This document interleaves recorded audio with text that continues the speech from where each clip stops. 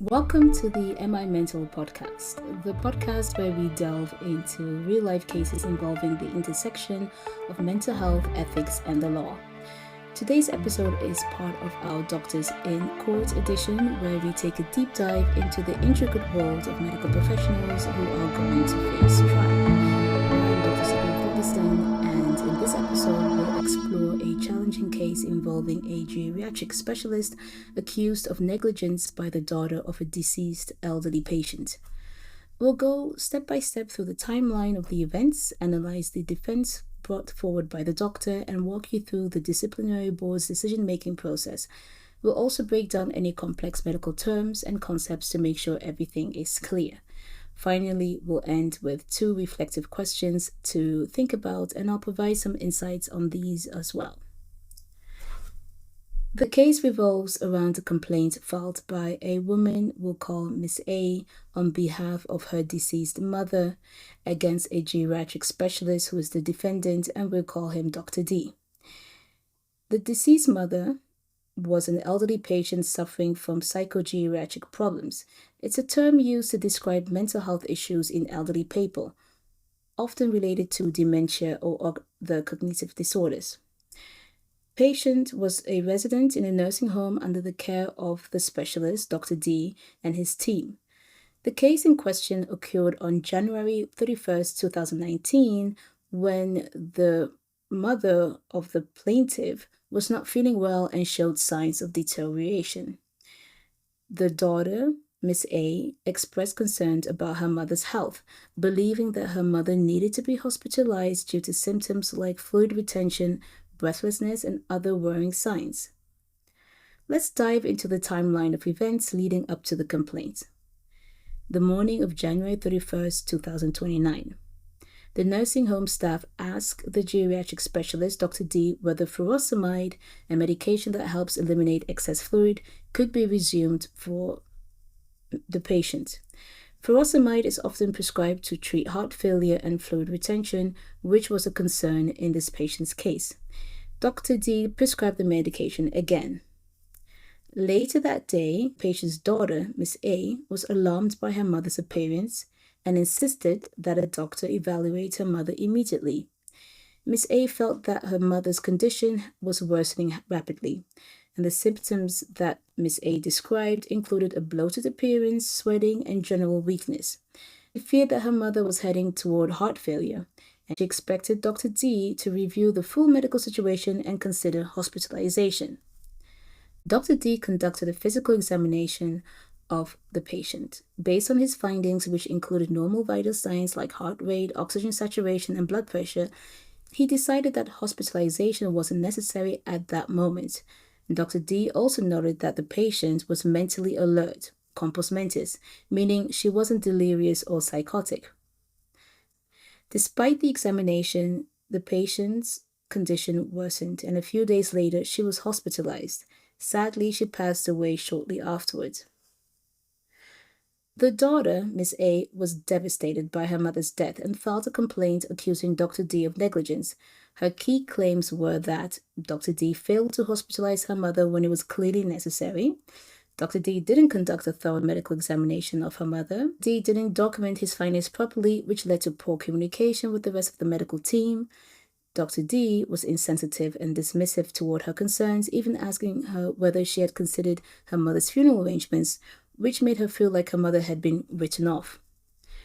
Now, let's explore Dr. D's defense in detail. The decision against hospitalization. Dr. D maintained that his decision not to hospitalize the patient on January 31st was based on the medical evidence available at that time. He carefully examined her vital signs and physical condition, which showed no immediate threat to life. He used clinical judgment, which included assessing the patient's breathing, the heart rate, and mental alertness. While he acknowledged that the patient was unwell, Dr. D argued that her condition did not warrant hospitalization at that moment. A thorough medical examination. Dr. D argued that he did conduct a comprehensive examination, not only through questioning, but by physically assessing her vital signs. He found no indication of a life-threatening condition and chose to adjust her treatment instead of immediate hospitalization. Medical documentation.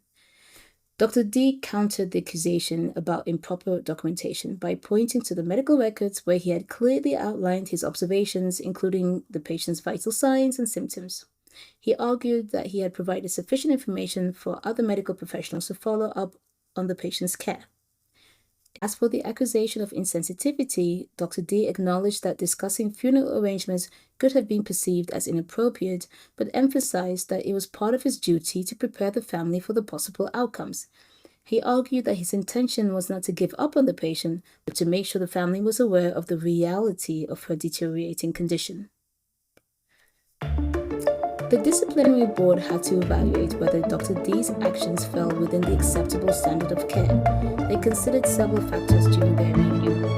Number 1. The standard of care for elderly patients. The board took into account that treating elderly patients, especially those with complex psychogeriatric conditions, requires nuanced judgment. The board evaluated whether Dr. D's decision not to hospitalize the patient on January 31st was reasonable based on the clinical information available at the time. Number 2, medical documentation and communication. Proper documentation is crucial in healthcare, particularly in ensuring continuity of care. The board examined whether Dr. D's medical records were thorough enough to facilitate communication between healthcare professionals. Number 3, doctor-patient family communication. The board also assessed whether Dr. D's communication with Ms. A, the patient's daughter, was appropriate. Family members often play an essential role in patient care, especially for elderly patients, and managing family expectations with empathy is a key responsibility for medical professionals. 4. Outcome. The board ultimately ruled that Dr. D's actions were within the boundaries of reasonable medical practice. They noted that Dr. D had carefully documented his findings, and his clinical judgment in deciding against hospitalization was supported by the medical information available at the time. The board acknowledged that while Dr. D's remarks about funeral arrangements could have been better communicated, they were made with good intentions. As a result, all of the complaint's allegations were deemed unfounded, and Dr. D was cleared of any wrongdoing. Before we move on, let's clarify a few medical terms that were critical to this case. Furosemide. This is a medication used to treat fluid retention and swelling caused by conditions like heart failure. It's a diuretic, meaning it helps the body eliminate excess fluid. Compos mentis. This Latin term means of sound mind. In this case, it refers to the fact that the patient, despite her illness, was alert and mentally clear at the time of the examination. This case highlights the difficult balance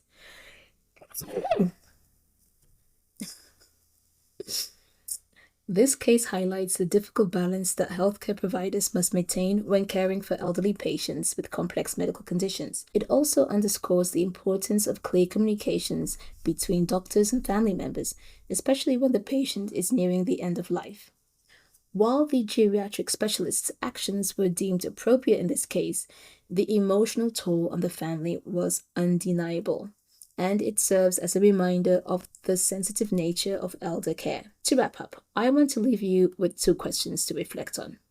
How should doctors balance the need for clinical judgment with the emotional concerns of family members, particularly in end-of-life situations?